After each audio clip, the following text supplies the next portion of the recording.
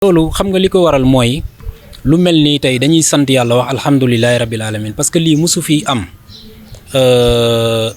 mu doonoon loo xam ne nii yàgg nañu ko bëgg yàgg nañ ko dox tey la ko yàlla sottal ñu def ko ci jàmm ñu dajale 14 régions Sénégal yëpp képp koo xam ne nii yaa ngi def vulcanisateur nekk vendeur de pneus tey wuy si nga ñu taxawal bureau national loolu fierté la ci ñun yàgg nañ ko bëgg parce que dafa doonoon loo xamante ni dañ ko manqué woon parce que vulcanisateur boolewuñu ko woon vulcanisateur bokkutoon ci benn kii kenn du def ba boole ko te boo xoolee lépp loo xam ne nii tey mu ngi dox ci réew mi su dul bu dee oto wu lu mu mën a doon bu dul vulcanisateur bi du dem kon tey li ñu am tey dafa rëy moo tax tey dañu sant yàlla bu baax ci ndaje bi ñu am tey pour taxawal suñu kuréel gi di AVPS vraiment am nañ ci fierté trop. suñu secteur bi tawet yi bëri na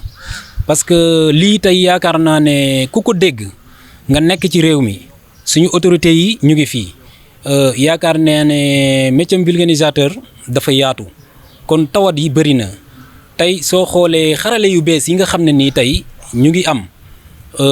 suñu atelier yi ak suñu apprenti yi dañuy soxla ay formation mais formation yi ñuy joxe vulcanisateurs yi musuñu ci bokk musuñu am formation kon loolu dafa jaadu tey ñu boole ñu ci ñi nga xam ne dañ leen di defal ay formation parce que yaakaar naa ne ci ñun la gën a jaadu ci secteur bi parce que lépp loo gis muy daw pneu moom moo ko parce que da ngay dox oto tey am accident wala leneen ñu ne pneu ba moo ko waral wala leneen moo ko waral kon kooku. tuuma boobu da ngeen koy di.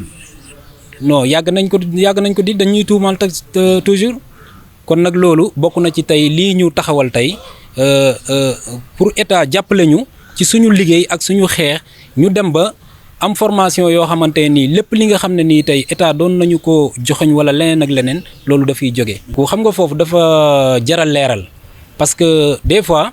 da ngay gis koo xam ne nii tey dafay jóg naan pneu yi ñi nga xam ne nii dañuy dem Europe di ko for wala dañuy dem feneen di ko jéggaani di ko jël te or que loolu wax dëgg yàlla amul pneu yi foruñu ko pneu yi dañu am fii nii ci réew mi ay importateurs yoo xam ne suñuy nit lañ ñu ngi fii ci ñun dañuy jóge ko fii dem bitim réew comme yeneen réew yi ni ñu koy defee bu ñu demee foofu dañuy dugg foofu jël seen xaalis dugal ñu jox leen ñu tànn trier pneu yu baax dugal ko ci réew mi. indi ko kon pneu yi foruñu ko gars yi pneu yi ñuy dugal fii pneu yu baax la te pneu occasion yooyu ñuy wax tubaab yi ñoom ñoo ñu ko gën a bëgg dañ koy monter seen réew di ko dawal seen réew. comme tollooguñu foo xamante ne. nguuru Sénégal dina ko contrôler.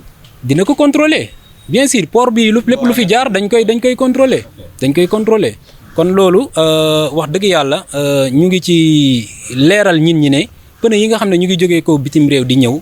suñu naataango yi di dem di ñëw di ko indi vraiment ñu ngi ciy waslu àq ñu ngi indi pneu yoo xam ne nii tey boo ko tegee pour teg pneu neuf doo ko yemaleeg dara te pneu yu baax lay doon kon li ci des rek mooy ñoom itam jafe-jafe yi nga xam ne nii tey ñu ngi koy am ci port bi wàcc seen i conteneur taxi yi xaw a metti ci ñoom vraiment yooyu aussi war na mën a deñ parce que loolu lañ fi am fii Sénégal amuñu ñuy defar ay pneu bu bees amuñu usine buy defar pneu bu bees li fi am mooy dem wuti pneu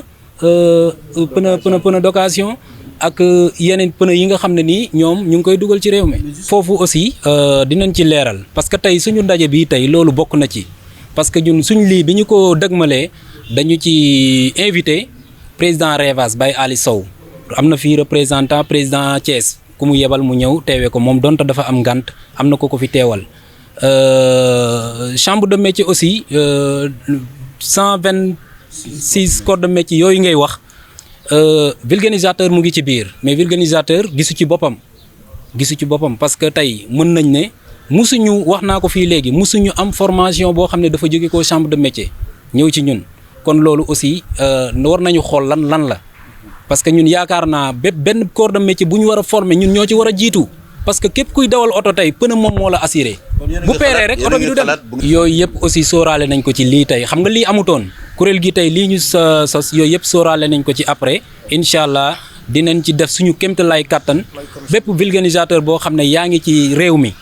foo mën a nekk ci ruq-ruqaan yeeg lépp dinañ dem identifier la xam ci li nga nekk dox sa bu fekkonte ni da nga nekk ci sa place nekkul ci kii dinañ la gunge mais nag gunge aussi ak état yi jàppale ñu li ñu bëgg a def ci suñu secteur ñu def ko.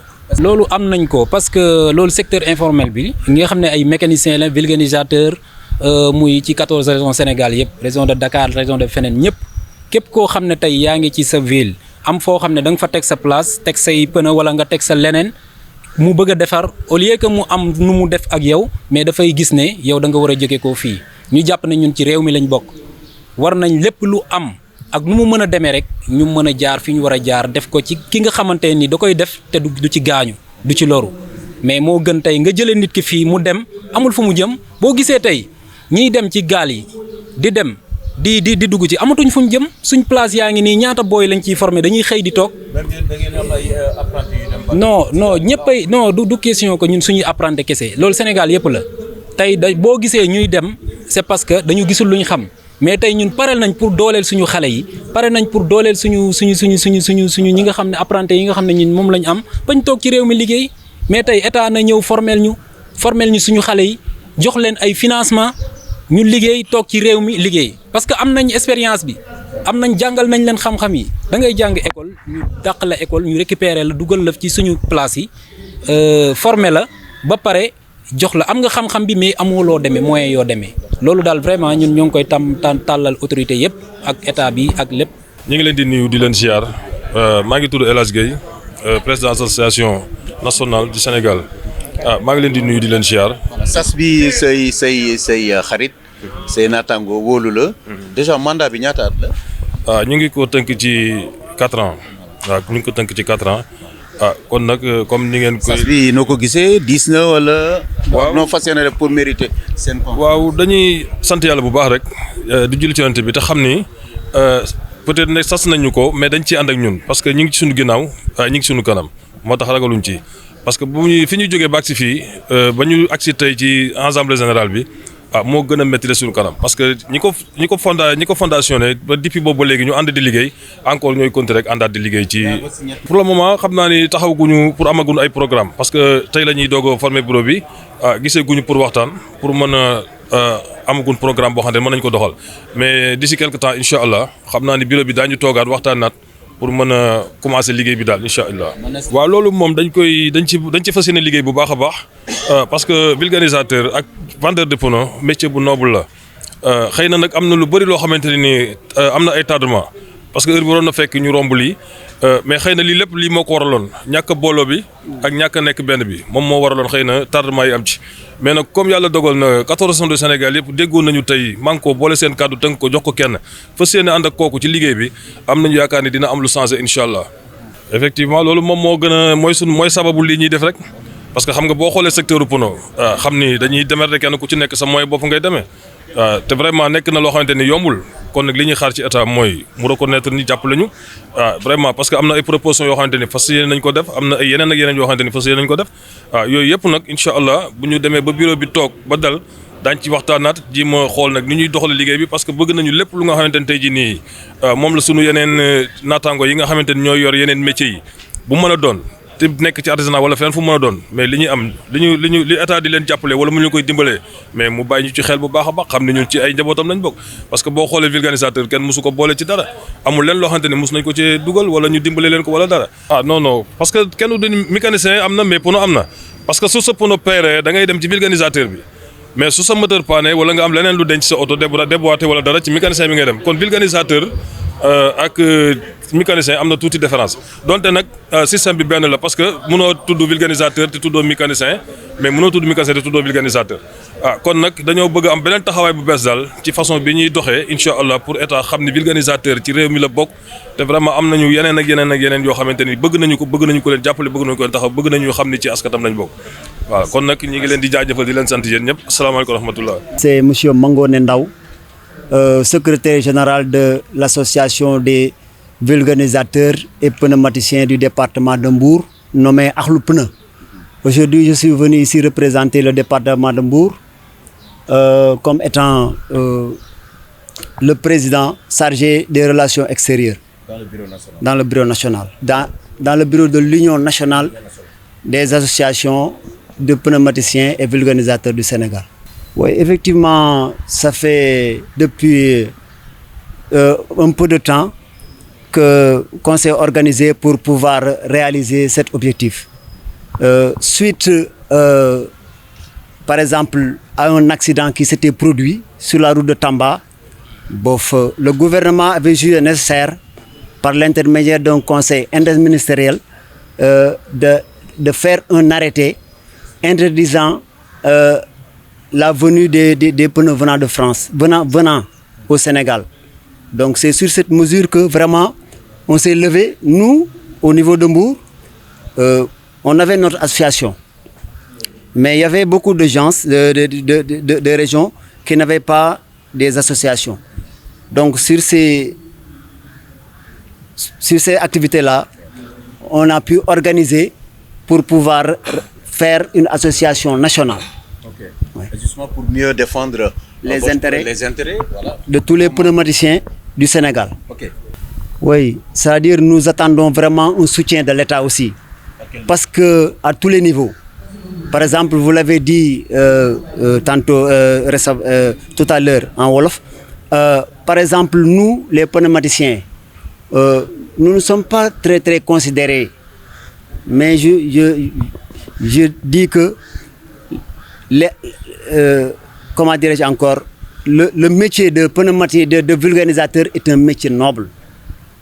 Est un métier noble parce que une voiture ne peut pas aller sans autant qu'il y ait des pneus. Vous faites partie de la grande famille de l'artisanat. Oui, okay. On fait partie. Parce que quand on dit Revas, ça regroupe les mécaniciens. Les mécaniciens de voitures. Donc une voiture sans pneus ne peut pas courir. Peut-être on peut avoir une panne de moteur et être remorqué. Mais sans pneus, on ne peut pas se déplacer. Donc nous, les pneumaticiens, on doit nous mettre à notre place. On doit nous mettre à notre place. Donc nous attendons de l'État un soutien. Soutien de tous les côtés. Volet formation également. Volet formation. Parce que aussi, y a des gens vraiment, quand il y a un problème, ils prennent nos pneus pour les brûler, on nous indexe du doigt. S'il y a un accident, les pneus, s'ils éclatent, on dit que les pneus ne sont pas bons. Donc il est temps pour qu'on se défende. Pour que vraiment on laisse notre secteur libre. Parce que c'est un métier noble. C'est un métier noble. Ici, il n'y a que des responsables qui sont là. Et avec nos ressources, nous parviendrons vraiment à soutenir nos familles, à gérer nos familles et à gérer tout ce qui se développe au niveau des pneus. Nous demandons une tolérance aussi. Nous demandons une tolérance vraiment au niveau du gouvernement aussi. Il faut qu'on tolère les pneumaticiens. Il faut qu'on les tolère aussi. Parce que tout le monde, tous les pneumaticiens, ou bien tout le monde n'est pas, ne valent pas la même chose. Donc, il y a des ouvriers vraiment qui sont sérieux, qui font le travail comme il faut. Mais peut-être il y a d'autres qui viennent dans le secteur pour le polluer. Donc nous sommes ici vraiment pour rénover, pour réorganiser encore le secteur de pneumatique. Ouais, actuellement, on a des difficultés. Les importateurs ont des difficultés. Parce que pour sortir un conteneur, maintenant les prix, ça devient de plus en plus cher. Donc aussi, notre feuille de route, nous allons négocier aussi avec le gouvernement, par exemple, pour qu'on diminue les taxes par rapport aux conteneurs. Oui, pour ça aussi, nous demandons aussi un soutien aussi à l'État vraiment pour qu'il nous soutienne. Pour qu'il nous soutienne aussi dans tous les domaines. Dans tous les domaines.